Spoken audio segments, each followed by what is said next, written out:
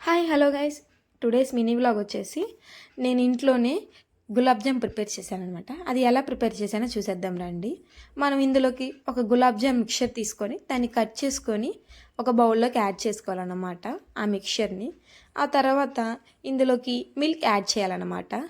కొద్దిగా milk add చేస్తూ కలుపుతూ ఉండాలి. ఇది ఒక చపాతీ ముద్దలాగా ప్రిపేర్ అవ్వాలన్నమాట. చాలా అంటే చాలా సాఫ్ట్గా రావాలి.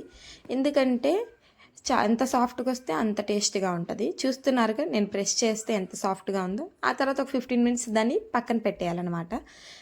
ఆలోపు ఇంకో ప్యాన్ తీసుకొని అందులో షుగర్ యాడ్ చేయండి. అండ్ వాటర్ కూడా మీకు సరిపడినంత షుగర్ మీ స్వీట్ తగ్గట్టు. అది మెల్ట్ అయ్యేలోపు అంతలోకి మనము బాల్స్ ప్రిపేర్ చేసేద్దాము. నేను నా హ్యాండ్స్కి ఇక్కడ గీ అప్లై చేశాను అనమాట. ఎందుకంటే అప్పుడే బాల్స్ చాలా రౌండ్గా ఇంకా బ్రేక్ అవ్వకుండా వస్తాయి. ఆలోపు షుగర్ సిరప్ ప్రిపేర్ అయిందనమాట. ఇది కొద్దిగా లైట్గా తిక్కగా వస్తే చాలు, ఎక్కువ తిక్క అవసరం లేదు. ఆలోపు ఇంకొక ప్యాన్ తీసేసుకొని ఆయిల్ని యాడ్ చేసుకోవాలన్నమాట. ఆయిల్ హీట్ అయ్యాక మనం ఈ బాల్స్ని అందులో యాడ్ చేయాలన్నమాట. ఇవి బాగా ఫ్రై అవ్వాలి.